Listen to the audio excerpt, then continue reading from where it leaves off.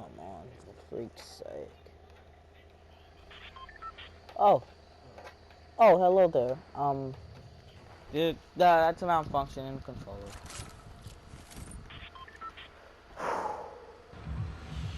Hello everybody, welcome back to another video. It's your lovely person here, and we're going to be talking about why it is a bad idea to take Spider-Man out of the MCU. Guys, do y'all think that's a good idea? I don't know. Leave it down in the comments. Anyways, here's a big spoiler warning. If you have not seen Spider-Man Far From Home or Avengers Endgame, you better go watch those two movies now. Come on, like, you can't be watching no video that's specifically talking about this, and we give a spoiler warning. You have been warned. Go watch the video.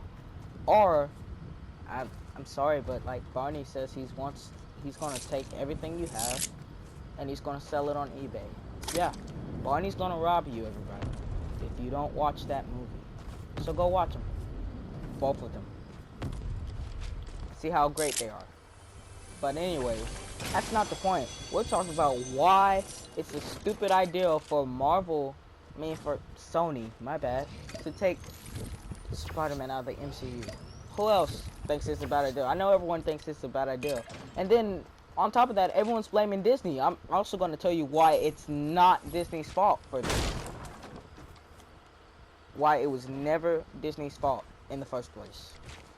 Anyways, first, we all know what happened. Sony got mad. They took Spider-Man out of MCU. They thought they could be gods at making Spider-Man movies. They obviously forgot about the Amazing Spider-Man and Spider-Man 3, which everybody hated, by the way. But, yeah. My personal opinion on the Amazing Spider-Man, I freaking hate it. I don't like it at all. In fact, it's like the stupidest movie I've ever seen. It's too dark. It's like a dark and brooding tone on Spider-Man. You know, kind of like Batman. You know, and nobody likes that. They're like, man, this is like Batman. I don't want to see this movie. Of course you don't. It's like Batman. Anything that reminds me of DC in a Marvel movie, it's completely bad.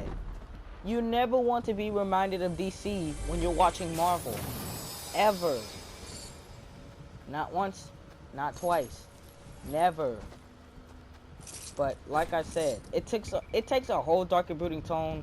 Like, Uncle Ben got shot right in front of Peter Parker, which he did. He died right in front of Peter Parker.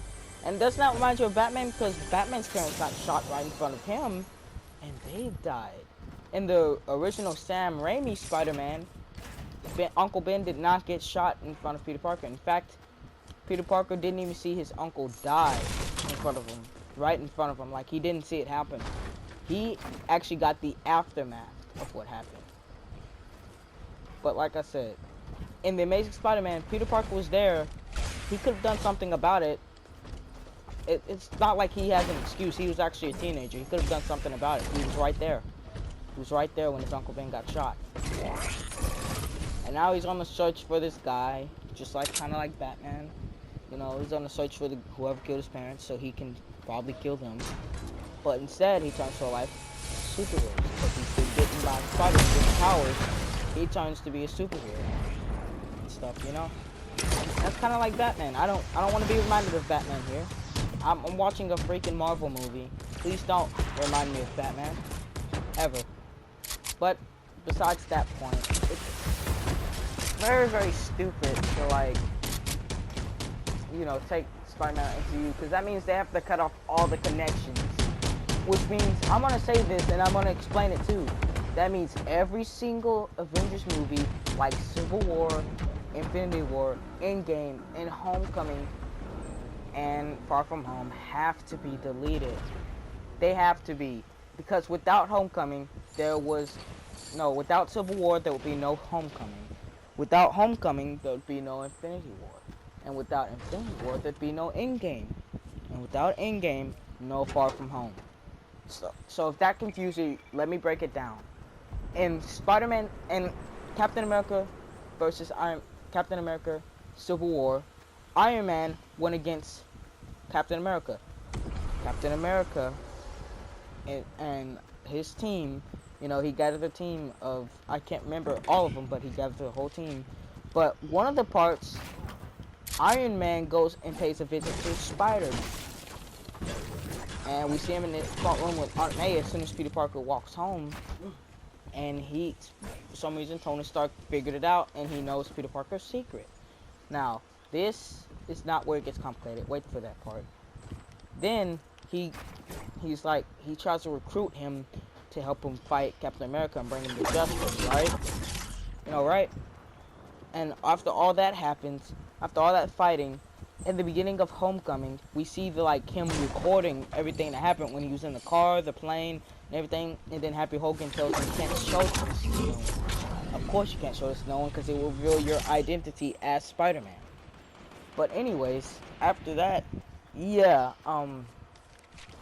basically he goes home with Aunt May. He gets home. He tries to hug Tony Stark. I'm just sorry, I have to tell the awkward moment. He tries to hug Tony Stark. Tony Stark was just reaching for the door. He goes and Aunt May tells his aunt that he has the Stark internship. Now that's where it gets complicated. In the middle of the movie, Tony Stark fires him from the so-called Stark internship, which means Tony Stark is no longer working with Spider-Man because he told Spider-Man specifically not to do something on the boat, because this is where Vulture comes in. Vulture is about to sell some deadly weapons on a boat, and Iron Man told him to stay away. Do not do it.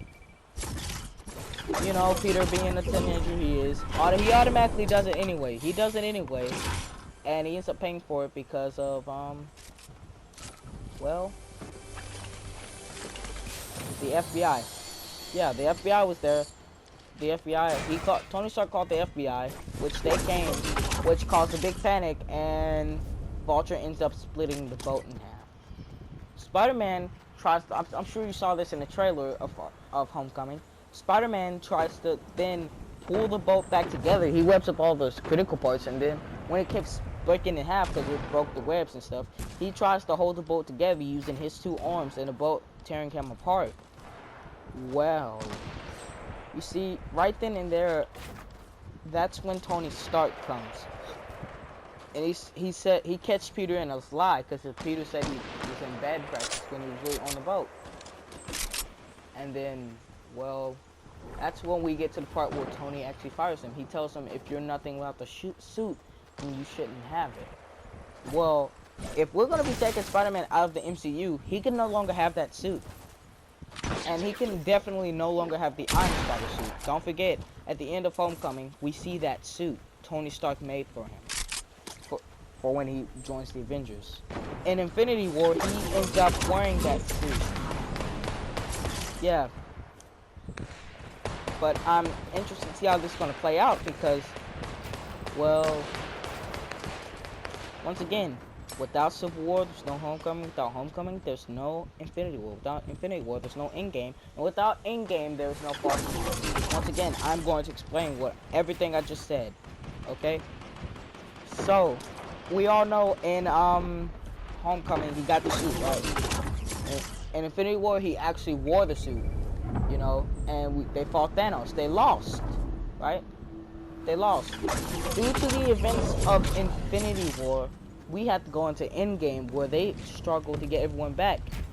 This is when Tony Stark dies. Tony Stark has died at this point. Tony Stark is, at the end of this movie, Tony Stark has snapped everyone back, snapped Thanos away. I mean, Hulk snapped everyone back, but Thanos snapped everyone. I mean, Iron Man snapped Thanos away. And then we get the sad but happy ending. Everyone wins, everyone's alive, even Spider-Man's there. Because of Endgame, Nick Fury saw Spider-Man. And when Nick Fury saw Spider-Man, he thought, and he remembered Tony's last words. Tony told him, even in death, I'm the hero. Which is the Edith glasses. See, this is where it gets a little bit complicated. When Nick Fury saw Spider-Man at the funeral, he thought it was an inappropriate time to ask him to team up with them for these monsters they just heard about. In the beginning of Far From Home, we see one of the monsters that they knew about and but didn't actually part of the join. Then we go to Far From Home, where Nick Fury asks Spider-Man to join. Spider-Man wants to be on his regular class trip, you know. Tony Stark hijacks his vacation, and then we end up with the Edith glasses and the drones. Now, remember, all those are Tony Stark's property. Even the drones that weren't owned by Edith were Tony Stark's property, because they originally stole those drones from Tony Stark. They stole pieces of Tony Stark's equipment and tech to build those. You know what that means? Since it's owned by Tony Stark, no drones at all. Which means the whole ending of Far From Home cannot happen. When Mysterio reveals Peter Parker's identity as Spider-Man, that cannot happen because the drones were owned by Tony Stark. You can't do that. You can no longer do that. Disney can't do that either. So they're gonna, well, actually Disney can, because they're Marvel, so they're gonna keep that. They can keep the drones and everything, but they're gonna have to delete Spider-Man from that equation, which means Civil War cannot happen. Homecoming cannot happen. Infinity War cannot have Spider-Man in it. Endgame cannot have Spider-Man in it. And there's no Far From Home. They're gonna have to create a whole new universe where that doesn't exist. Yeah, if they want to add Mysterio in it, go ahead. But it's gonna be impossible. It's not gonna be as good as Far From Home, I promise you. And plus, we all know Disney's like the richer company, and it has a very, very big budget. So why don't they just get along? Okay, strike a deal. And I'm gonna tell you right now, this is why it's not Disney's fault. So anyone out there blaming Disney for this, just know it's not Disney's fault at all. It's Sony's fault, because they should have had the deal split even from the beginning. You know, like everyone wants an even deal. That's not what they got. They didn't get no even deal. They got a horrible deal because Sony offered to pay them 7% of what Sony owns. Sony gets the rest. So, and Disney gets 7%. Who else wants to be undercut for their work? That's like giving someone like $10 after they put all their time, dedication, and money into this game and knowing they have a big budget. That's like giving them $10. Nobody wants that. So Disney offered to propose an equal deal. They're like, hey, why don't you give us 50% and you get 50% too? Like, come on now. I know, it seems like Disney was trying to buy out Sony, right? No. And don't you realize, that is originally Marvel's character. So if they do want to get their character back, they are allowed to try to buy back their character that was originally theirs and not originally Sony's. Sony bought them that rights a long time ago. But still, that's not the point. The point is, none of this is Disney's fault, so stop saying it's all Disney doing this. It's really not. And if you look at it, it's mostly Sony's fault because there's no way somebody wants like, what? I think about 7% of what they could earn, even though they put time, dedication, and money into this movie, too. Like, seriously, who wants that? It's like saying, oh, I'm gonna pay you $5 even though you made this whole entire movie possible. I'm gonna pay you $5 for your work. No. I'm telling you right now, I would be mad as free. I'd be super angry because I don't want a short amount of money for something I did. Something I made possible. I don't want that. I want the most amount of money I can get. Yeah, sure, it's your character, but that doesn't mean I get the less amount of money because I made this movie possible with my budget. See what I mean? That's what Disney's like. Disney just wants an equal, fair opportunity to, you know, make a deal. But, you know, Sony won't give them that at all. So we're stuck with Sony being like, oh, we can make good movies on our own. No, you cannot. Once again, have you forgot about Spider-Man 3 or anything? I hope you didn't, because Spider-Man 3 was horrible. The worst of them all. I completely hated Spider-Man 3. No, I'm kidding. I completely loved Spider-Man 3, alright? I don't know why. I just loved it. I loved what they did with it. But other people, they completely despise it. And like I said, I completely despise the Amazing Spider-Man series. Even though some people love it, I completely despise it because I feel like it's too much. It sounds too much like Batman. It looks too much like Batman. I don't like it. But anyways, that's the end of the video. If you like this video, make sure to slash that like button and subscribe. Don't forget to keep on slashing through all those haters, through everything that destroys who you are, or something. I don't know. But goodbye. Wrong button.